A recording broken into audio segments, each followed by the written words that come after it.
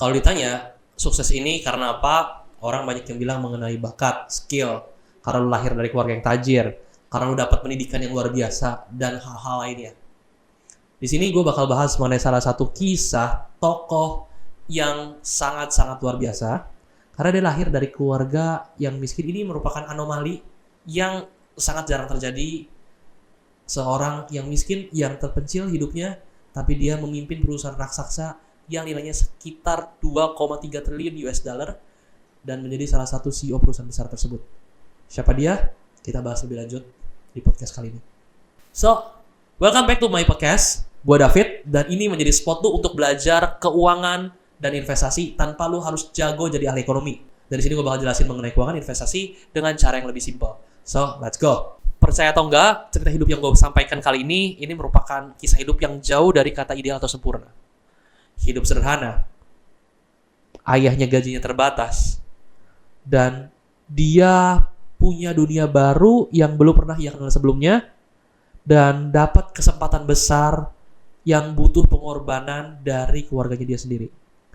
Dan di sini gue akan cerita bagaimana obsesi kecil, keberanian, dan juga kerja keras bisa mengubah masa depan seseorang.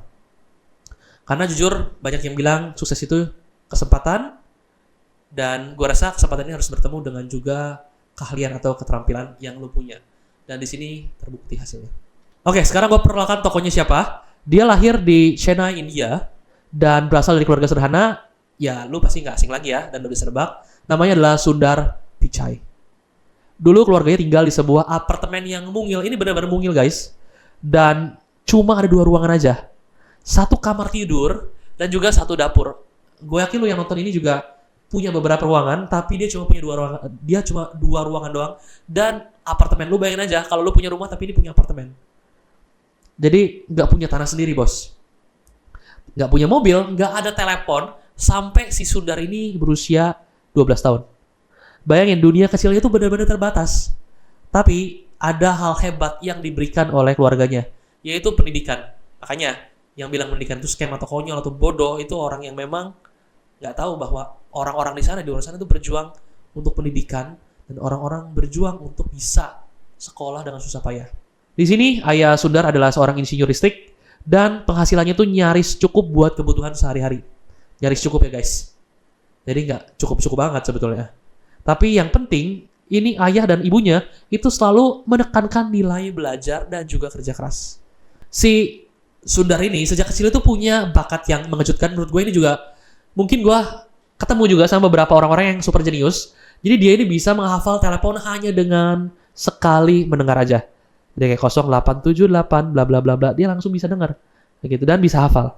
Teman-temannya sering bilang kayak, "Lu gimana sih caranya bisa hafalin kayak gitu?" Ya dia cuma bilang kayak, "Ya, gue cuma tinggal memperhatikan doang," kayak gitu. Dan si Sundar ini terobsesi sejak kecil ini terhadap detail-detail yang mungkin terlihat sederhana, tapi ternyata ketika nanti masa depan, ini menjadi hal utama yang membawa dia ke puncak kesuksesannya. Di sisi lain, si Sundar ini tipikal yang pendiam, pemalu. Yang menurut gue sih ini tipikal introvert ya. Jadi banyak juga yang bilang introvert juga cocok jadi leader katanya ya. Jadi CEO, kayak gitu. Tapi dia ini walaupun pendiam, kayak gitu, yang pemalu, tapi dia orangnya pengen tahu terus, belajar terus.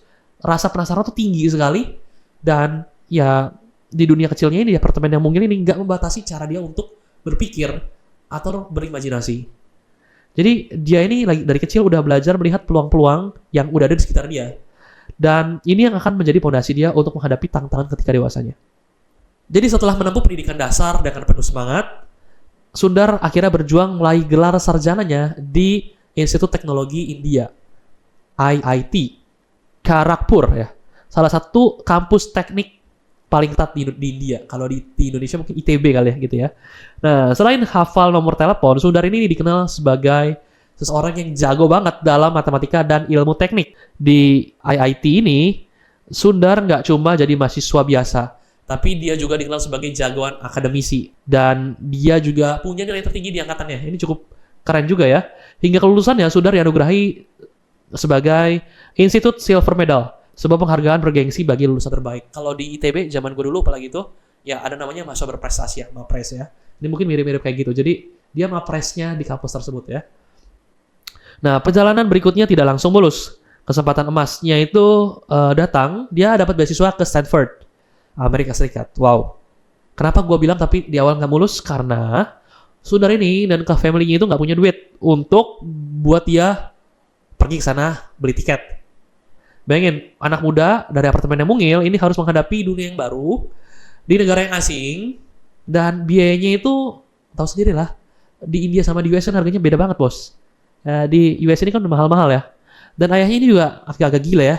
Dia akhirnya buat keputusan yang besar, dia akhirnya narik semua tabungan dia, ya kan selama setahun penuh yang dia punya ini, dan akhirnya demi Sundar, anak yang luar biasa ini, dia akhirnya memberikan itu untuk dia bisa pergi ke Amerika. Ini taruhan yang besar, tapi keluarganya menaruh harapan yang besar buat dia. Gila, gue jadi si Sundar juga agak pressure ya. Kayak gitu, kalau misalkan sampai gagal, waduh mampus bos.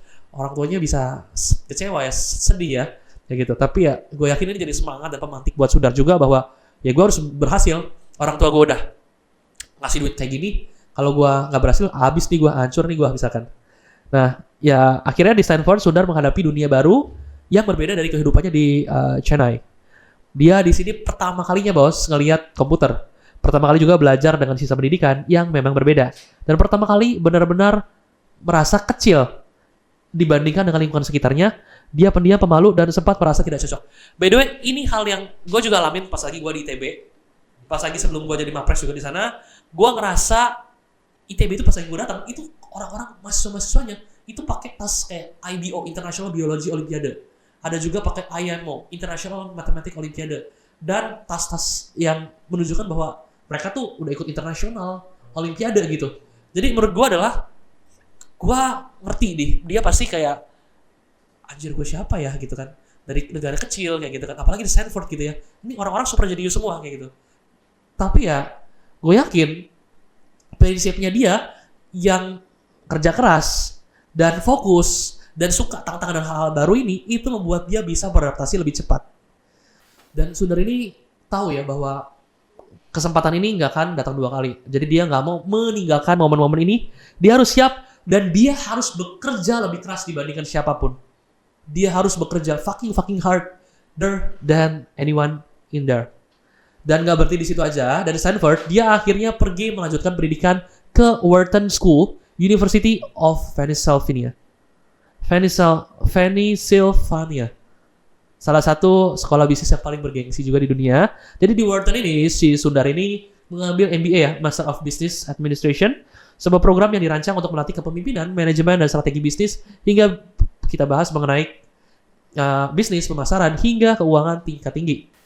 Bayangin di sini tuh, di sekolah itu banyak melahirkan CEO keren, eksekutif keren, banker topnya di Wall Street, dan pengusaha-pengusaha besar dunia lainnya. Jadi lulusan Wharton ini dikenal punya potensi penghasilan yang akan melonjak drastis dibandingkan sekolah bisnis lainnya kalau misalnya udah lulus nih.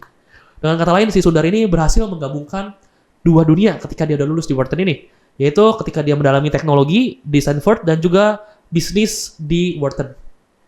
Dan kombinasi ini yang membuat si Sundar ini nantinya bisa mempunyai dua sudut pandang berbeda ya, dari sisi teknologinya dan juga sisi bisnis, yang membawa dia untuk ke area atau sektor bisnis yang global, bisnis teknologi yang global. Nah, ini menarik. Sebelum sampai ke Google, si Sundar ini mengalami perjalanan karir yang bilang cukup biasa aja. Jadi setelah lulus kuliah, dia bekerja di Applied Materials, sebuah perusahaan semiconductor. Di sini dia nggak langsung jadi orang yang besar.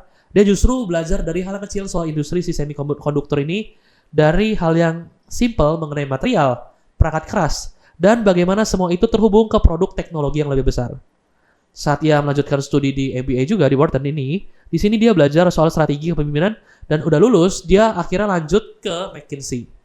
Jadi di sini kalian tahu sendiri ya, consulting firm group yang sangat besar ya, ada Big Four-nya di accounting, di sini juga Big Four yang consulting ya, ada McKinsey ya kan, BCG ya kan, dan kawan-kawan yang lain ya, nah, gitu. Dan McKinsey ini salah satu yang menurut gua diidam-idamkan lah, nah, gitu. Dunia kerjanya juga cukup luar biasa gila ya kayak gitu. Dan di sini pastinya menjadi salah satu yang background yang luar biasa ketika dia dari McKinsey. Bukan hanya karena dia juga kerja di situ, tapi dia juga orang yang menonjol di sana. Dan walaupun dia nggak punya spotlight, dia tapi disorot kayak gitu sama banyak orang. Karena walaupun dia low profile, pendiam, yang ini menjadi salah satu perbincangan buat orang-orang sekitar bahwa orang ini punya potensi yang lebih besar jauh daripada yang dia punya sebelumnya. Dan di 2020 dan di 2004 ini jadi pintu besar yang terbuka buat dia karena saudara ini berhasil bergabung di Google. Project pertamanya apa? Bukan hal yang glamour. Dia membuat Google Toolbar. Google Toolbar ini sebuah extension yang sederhana agar orang bisa pakai Google Search di browser lain seperti Internet Explorer atau Firefox. Tapi dari project kecil ini itu lahir ide besar. Jadi ya tahu sendiri orang-orang suka penasaran dan orang-orang yang dia beyond the expectation. Dia akhirnya berpikir kenapa sih kita nggak bikin browser sendiri aja, nah, gitu. Dan ini lahir dan dari pemikiran ini dan pertanyaan ini lahirlah Google Chrome. Banyak yang awalnya skeptis buat bikin browser baru aja. Buat apa bikin browser baru? Karena kan udah ada nih si Internet Explorer ini yang udah jadi raja. Tapi si saudara percaya orang butuh pengalaman browsing yang lebih cepat, lebih aman, dan juga lebih sederhana. Dan tebakan dia benar, Chrome jadi browser paling dominan di dunia dan dipakai miliaran orang setiap harinya. Dan kesuksesan ini bikin nama Sundar makin dipercaya di Google. Dia kemudian ikut terlibat dalam berbagai macam proyek seperti pembuatan Gmail, Google Maps, dan bahkan Android. Perlahan tapi pasti, Sundar ini jadi figur penting di balik layar dan otaknya inovasi-inovasi di Google yang nggak bisa gue sebutin satu-satu di sini juga. Sampai akhirnya 2014, Microsoft ini setelah 10 tahun berarti kan ya, si Microsoft ini ngelirik Sundar untuk dijadikan CEO. Gila ya, 10 tahun bisa jadi CEO, bos. Dan ini Google hampir kehilangan juga nih. Dari sini, merasa kehilangan nih, hampir. Ya, nah dari sini Google hampir kehilangan salah satu aset terbaiknya, tapi mereka nggak tinggal diam aja nih. Google tahu kalau orang seperti Sundar ini nggak boleh dilepas gitu aja. Dan benar aja, setahun kemudian di 2015, saat Google membentuk induk perusahaan yang bernama Alphabet, yang ditunjuk jadi CEO Google-nya siapa? Yes, si anak pendiam dari China ini, yang dulu tinggal di apartemen mungil dan akhirnya memimpin perusahaan raksasa teknologi dunia, Sundar Pichai. So dari cerita ini gue merinding juga ya dengernya, cerita kayak gini ini benar-benar keren banget ya. Dari cerita ini gue bisa simpulin beberapa hal sebetulnya buat kalian, dan ini yang bisa kalian pelajari. Yang pertama, gue sangat percaya kekuatan obsesi kecil dan rasa ingin tahu ini membuat kita itu akan berada di beyond expectation yang kita bahkan pikirkan sendiri. Sometimes kita nggak pernah ngerti pet kita ke depannya mau kayak gimana. Yang penting ketika kita punya obsesi yang kuat, ya kan, yang akhirnya dibangun dari kecil-kecil akhirnya kuat, pelan-pelan menjadi besar, dan rasa ingin tahu ini yang terus bergema. Karena orang-orang sekarang, orang dewasa, kadang kita udah malas lagi ingin tahu banyak hal kayak gitu. Jadi like sponge ya, banyak orang bilang kayak like sponge kayak gitu. Artinya SpongeBob itu kan pengen tahu gitu, belajar terus. Nah gitu, terus juga orangnya ketika ditekan kayak gitu kan, dia nggak ciut tapi dia bisa kembang lagi kayak gitu. Buat jadi ya kembali ke bentuk semula dan ya dia nggak gampang ditekan, nggak gampang hancur kayak gitu. Jadi orang yang ngerti dan penasaran bagaimana teknologi bisa bekerja dan sebagainya ini akhirnya membuat dia menghasilkan banyak karya-karya yang besar kayak gitu. Dari pemikiran yang dia punya akhirnya lahir dari Chrome, Android, Gmail, dan lain-lainnya juga. Yang kedua, kesempatan dan juga kesiapan atau keterampilan. Di sini banyak yang bilang sukses itu soal kesempatan. Tapi dari kisahnya si Sundar ini, gue setuju kalau kesempatan yang mahal ini butuh pengorbanan yang lebih mahal yang akhirnya menghasilkan kesiapan atau keterampilan itu sendiri. Tiket pesawat ke Stanford itu adalah taruhan yang besar yang menghabiskan tabungan selama tahunan penuh ayahnya. Itu adalah kesempatan yang one way ticket juga ya. Dan ya Sundar harus belajar dan bekerja lebih keras di lingkungan barunya ini. Kesempatan itu selalu datang sebetulnya dimanapun, tapi kadang kita nggak disiplin dan kita nggak punya waktu untuk ya mengejar itu. Ya gitu. Jadi harus bisa adaptasi dan kita harus memanfaatkan itu agar nggak lewat begitu aja. Yang ketiga, the silent impact. Bekerja di belakang layar. Dan jujur aja banyak yang bilang sebetulnya gue setuju kalau apa yang kita kerjain kita bisa pamerkan di sosial media, nah gitu kan, spotlightnya kita bisa taruh di sana. Tapi poin gue, kadang juga lu bekerja sesuatu, lu nggak perlu sampai dikit-dikit tuh upload di sosial media kayak gitu. Ya lu just do it, fokus di belakang lu kerjain dengan baik. Boleh terus upload, boleh dong, tapi ya bukan upload terus, malah nanti fokus di kerjaan lu kayak gitu. Tapi fokus di tempat kerja lu dan sampai orang-orang kenal bahwa kalau dipegang sama nih orang, kerjaannya itu pasti berhasil. Orang ini gila nih. Kalau misalkan dipegang atau dikasih kerjaan atau dipercayain kerjaan, udah pasti aman kayak gitu. Nah, hal ini tapi nggak bisa cuma lu jago doang. Tapi lu harus butuh ketekunan dan juga lu butuh fokus. Dua itu kuncinya. So, itu dari gua. Semoga perjalanan dari Saudara Pica ini dan apartemen mungkin di China ini itu menjadi semangat dan pemantik buat tidur lo, supaya lo lagi mimpi saat ini untuk mimpin perusahaan teknologi, atau lo punya banyak mimpi yang ada di kepala lo dan lo bilang di pikiran lo sendiri bahwa itu nggak mungkin, lo bisa patahkan itu. Bahwa orang yang nggak pegang HP atau orang yang tinggalnya terpencil itu bisa jadi raksasa besar dengan obsesi yang kecil yang dibangun akhirnya jadi besar, yang akhirnya rasa ingin tahu yang besar, yang akhirnya pendidikan yang akhirnya menuntut dia jadi besar juga, ditambah dengan momentum atau kesempatan yang baik. Jadi semuanya itu bergabung. So, sekarang ini jadi pertanyaan buat lu pribadi masing-masing. Apa sih obsesi lu saat ini yang masih panas di hati lu? Mungkin itu kecil, atau mungkin itu belum terlihat. Tapi gue berharap itu gak mati di diri lu, tapi itu bisa jadi besar, dan itu bisa jadi potensi di masa depan. Jadi menurut gue, ini kisah yang cukup menarik buat lu juga pelajarin. Dan jangan lupa like, comment, subscribe, dan share juga video ini kalau bermanfaat. Itu aja dari gua. Kalau mau diceritain banyak hal menarik lainnya, silahkan komen kira-kira topik apa yang mau gue bahas. Itu aja dari gua. Thank you. See you di next video. Bye. God bless.